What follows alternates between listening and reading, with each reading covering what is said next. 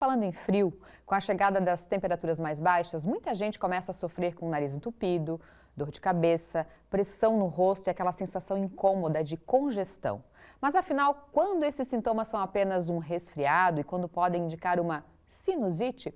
Para esclarecer as principais dúvidas sobre o assunto e dar orientações importantes para a população, recebemos hoje a médica otorrinolaringologista, doutora Ellen Cristine Agni Antonioli. Doutora, seja muito bem-vinda, obrigada pela presença aqui com a gente. Obrigada, Fabi. Então, só se fala em sinusite, é isso? É o assunto do momento, né? É a estação em que isso está em todos os lugares. É isso mesmo, é mais inverno, porque tem às vezes tem primavera também, mas o inverno é o pior? O inverno é o pior, Fabi, porque no inverno o clima seco, o clima frio, ele predispõe a essas infecções e também porque nós ficamos mais acalorados em locais mais fechados, com mais pessoas reunidas, menos arejamento, e isso faz também com que os vírus, as bactérias aumentem e se proliferem nesses locais. Então é um dos fatores. Explica pra gente o que é sinusite. A gente sabe que é algo que atinge os seios da face, às vezes a gente fala que é uma infecção, uma inflamação. O que ela é exatamente? Eu até vou fazer um contraponto sobre gripe, rinite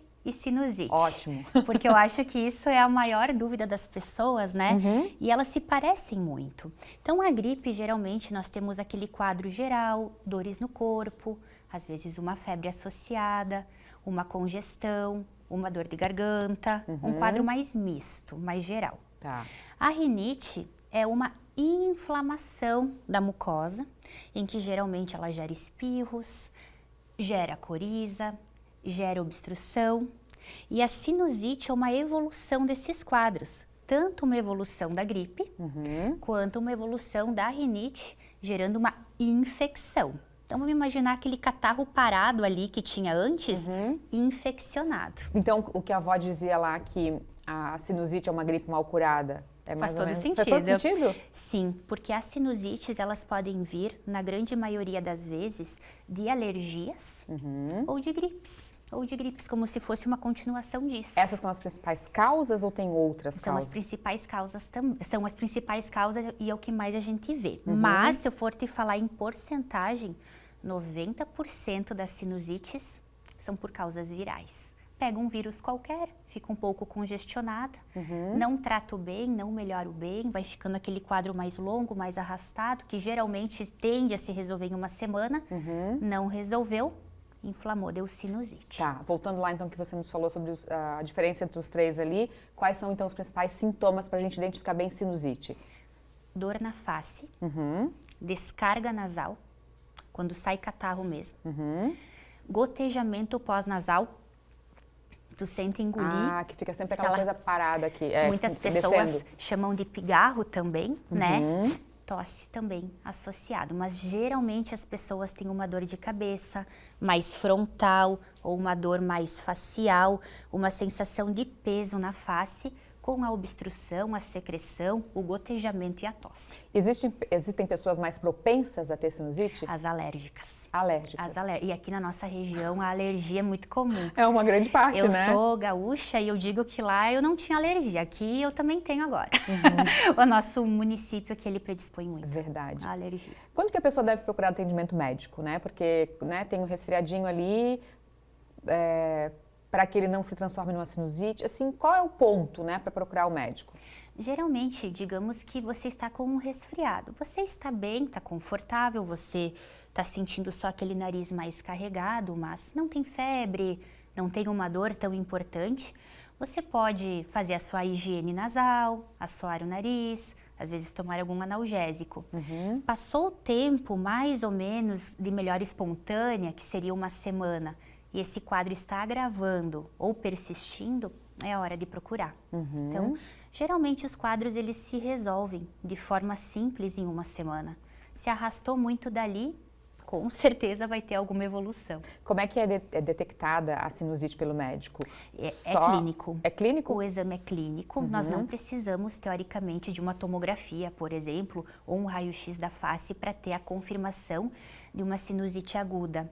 Porém, no otorrino, nós temos junto com a clínica, que é a conversa, olhar, o exame de videonaso, que é uma câmera que a gente consegue lá no consultório em 1, 2 minutos, olhar a fossa nasal, porque tu consegue ver toda a extensão da narina, não só a pontinha. E se tiver o pus drenando, tu vê na hora, né? E tu mata a charada, né? Então no consultório mesmo. No consultório mesmo. Então, eu diria que é clínico, mais o vídeo para ter certeza. E quais são os tratamentos? Os tratamentos, assim, a lavagem nasal tá em todas, né? A lavagem nasal Que é com sorinho, né? Com soro. E a lavagem nasal, a melhor lavagem nasal, Fábio, é aquela que você se sente melhor a fazer. Que tem vários dispositivos hoje em dia. Garrafinha, seringa, spray de jato contínuo, não importa. O importante é higienizar.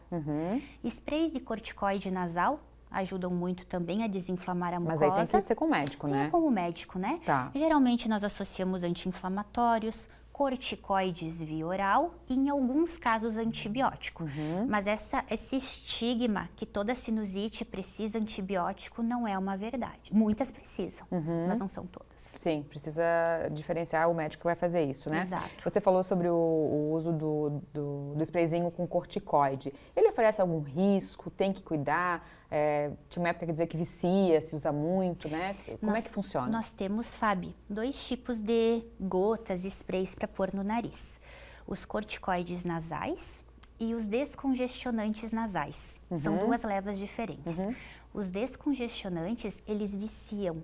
Eles fazem uma abertura nasal ali, tu pinga, abriu o nariz, dá um alívio na hora. Mas ele dura muito pouco tempo. Em pouco tempo ele volta a inchar, até mais do que antes o nariz, tendo aquela necessidade de repor. E ele é absorvido na corrente sanguínea. Então ele pode dar aceleração do coração, palpitação, pico de pressão alta. E eu já tive paciente até infartado por conta disso. Descongestionante. E a gente acha, quando a gente fala corticoide, a gente fica com um pouco mais de medo, né? Então, é importante, gente, a gente saber que o descongestionante não pode, se o médico indicar, para algum caso, sim, alguns mas casos não bem ficar usando pontuais. sempre, né? Nós até usamos às vezes, sabe, mas são casos muito pontuais, assim, 3, 5 dias para uma obstrução muito severa ou até um sangramento nasal. Ele cabe muito bem. Mas os corticoides nasais são a linha, sim, categoria A de tratamento de rinite e sinusite. Então, eles não viciam, eles são minimamente absorvidos pelo corpo e nós podemos usar até em bebês. A Ellen, mas eu uso há 2 anos, tem pacientes que usam a vida toda e tá tudo bem. Quem tem sinusite uma vez vai ter sempre? Não. Existem casos e casos. Pode ser que nós tenhamos uma gripe agora, Fábio, a gente evolua uma sinusite aguda, trate e fique bem por anos. Pode ser que nunca mais tenhamos. E tem aquele paciente que às vezes tem uma alteração anatômica do nariz, um desvio de septo, uma adenoide, um cornetão, que tem uma rinite muito ruim, né? Os cornetos aumentados, são fatores que favorecem a recorrência dos quadros, podendo levar a um quadro de sinusite crônica. E aí tem cirurgia, tem outros tratamentos aí, dependendo do caso, né? Daí a crônica, nós temos linhagens de tratamentos com remédio e temos as cirurgias também. Tá certo. E pra gente encerrar, então, quais as principais orientações pra gente evitar chegar a uma sinusite? A principal orientação é higienizar o nariz. Para quem tem, assim, aquele quadro um pouco mais alérgico, um pouco mais congestionado, lavar o nariz previne já uma boa parte, né? Higienização das mãos, arejamento dos ambientes em que está presente é a melhor forma. E começou o sintoma, tá alerta, a evolução com piora, febre, quadro arrastado, procurar o médico. E evitar a automedicação, né? Exato. Doutora Ellen, muito obrigada por ter vindo. É sempre muito bom conversar contigo. Muito obrigada. Até a próxima.